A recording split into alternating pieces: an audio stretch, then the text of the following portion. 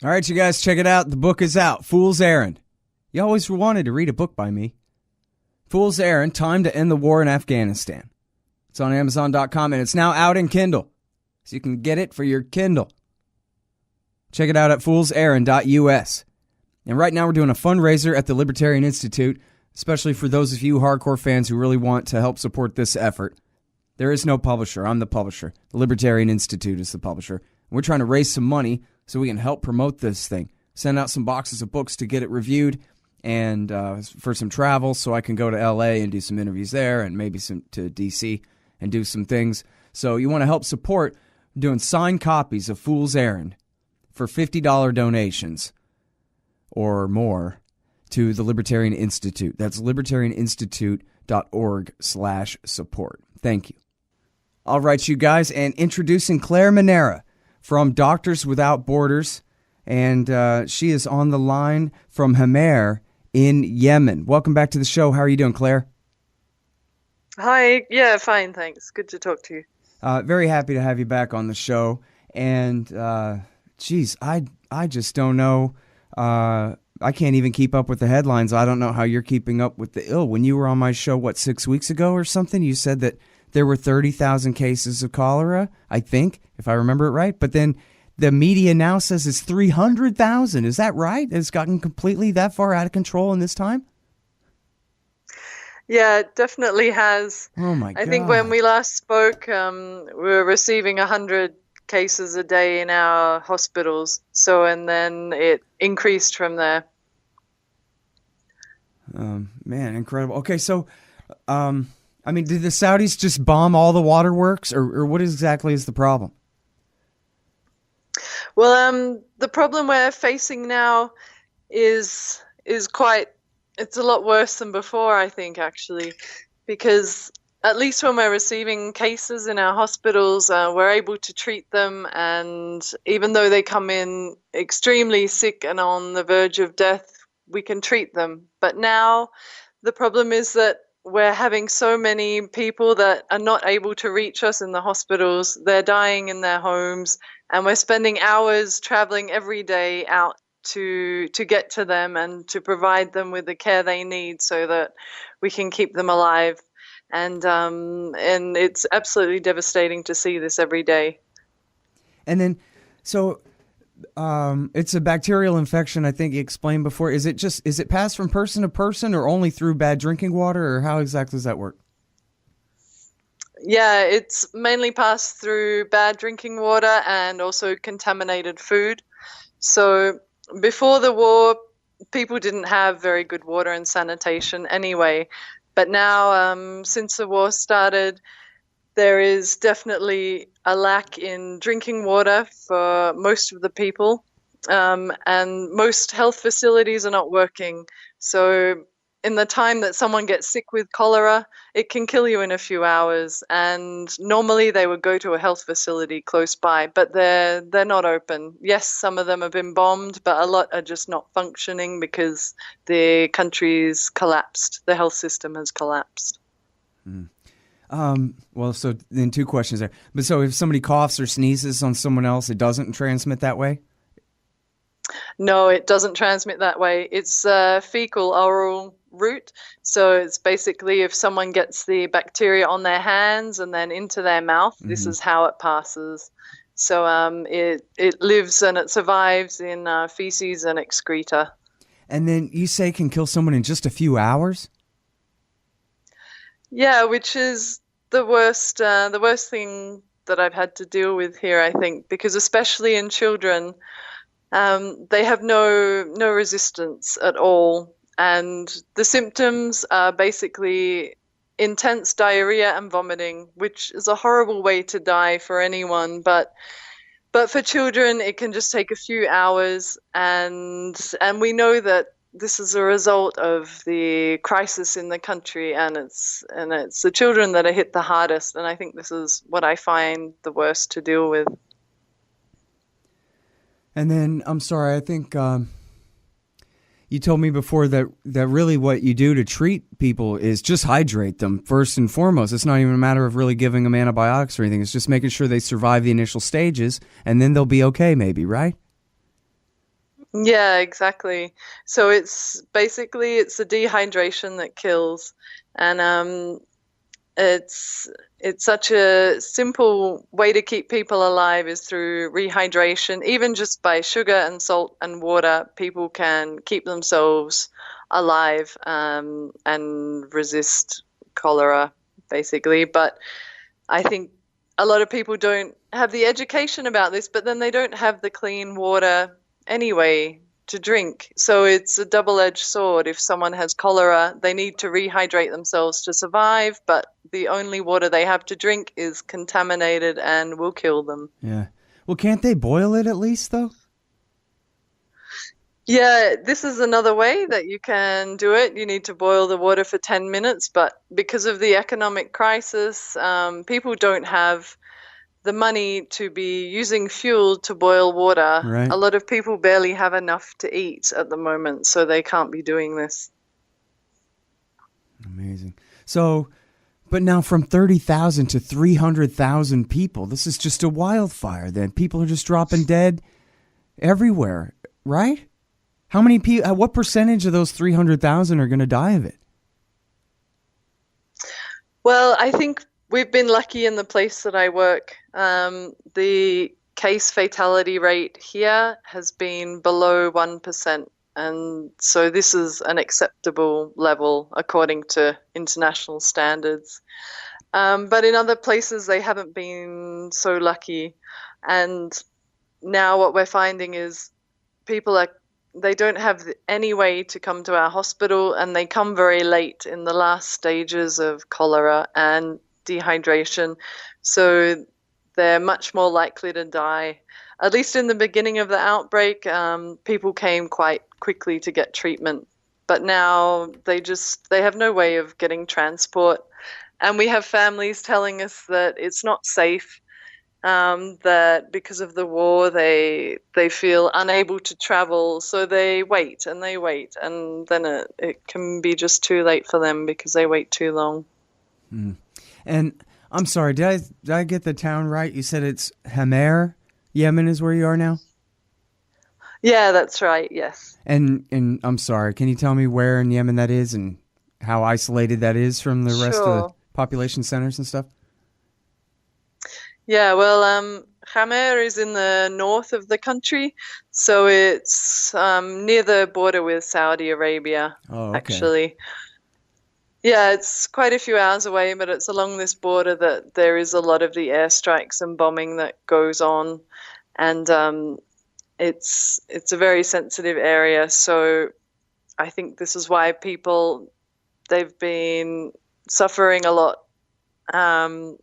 since the start of the war. The Saudis are bombing this area constantly. It hasn't stopped in 2 years, really. So people are having less and less resources just to be able to survive, to be able to eat every day, and cholera has made it worse. And now, does Doctors Without Borders also have, and for that matter, other charities, are there other efforts going on elsewhere in the country against cholera, or you guys are basically the only game in town now? No, it's been good, actually. Other agencies have really stepped up to do what they can. We definitely need more response by other agencies, because it's the rainy season starting now, which is going to have a huge effect on cholera. We're already seeing that as the rains start, the cases begin to increase, especially for families that are living alongside rivers and different water sources. So the bacteria is basically spreading now through the waterways, and in addition to malaria, which comes with the rains as well, we need everyone to increase their efforts to fight against it. And I'm almost afraid to ask you this, Claire. Is it just cholera? Well, I'd like to think that I've seen a lot of strength in the Yemeni people, and the ones we've treated in the last few months of this outbreak. They're not willing to just let go to a disease outbreak like cholera. They've been through a lot already with the war, so this is another blow to them, but but people are still going to fight against it. Yeah. But yes, there is all the other diseases coming, malaria plus malnutrition because of the embargo on goods coming into the country. There are some areas that have been suffering without food for a long time as well. So all of these things. Mm-hmm. And now, so is malaria then out of proportion to, pre-war times as well right now? I would say that probably the level of malaria is the same, but the problem is that people have nowhere to go to get treatment. And like Right. cholera, malaria will also kill very quickly, especially children under 5 and pregnant women. So before, at least there were functioning health facilities to go to and get treatment quickly. But now there's basically nothing functioning. And they've had no salaries as well for the last year. So to pay for drugs or transport or food is becoming impossible. All right. Well, now, I guess I'm not sure what else to ask you. What am I missing here? Do you know? Any idea? Well, I feel like, I don't know, there should be a more hopeful end to the story. That maybe everything I've explained so far sounds like it's too overwhelming for people to really cope with. But now that's an important point, right? Yeah, no, you don't want the situation to sound hopeless when it's not. You're doing great work. You're saving people's lives there, and people can help with that. It's the kind of thing that can and must be fought against, as you say. So, yeah, no, that's a very good point. I don't want to make it sound too aw shucks, what can you do kind of thing, because clearly look at what's happening right now. You're who you are. You're Doctors Without Borders in Yemen right now, doing the work. So absolutely it can be done. So yeah, and I think the main thing is that we know that people are willing to do what they can to help themselves, and that the answers for cholera are quite simple. So we just need to be able to do our work properly, and if they can think of having an end to the war and the conflict and people being able to move again freely to go about their lives, then this will accelerate really the end of the outbreak. Right. So that's mainly what we're hoping for every day. Right. Yeah, I mean, as you say, that's really the problem is the simple cure, a bag of saline and a needle, is available. It just can't be distributed. That's right. Yeah. All right. Well, listen.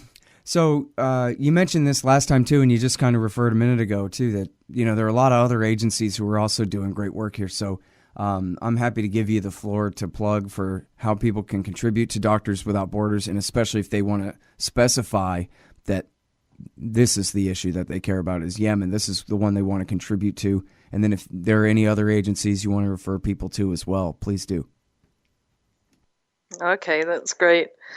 Well, definitely, I think people can make a huge impact by supporting Doctors Without Borders in Yemen through, of course, extra funds, but as well just basically helping to provide chlorine and oral rehydration solution and saline.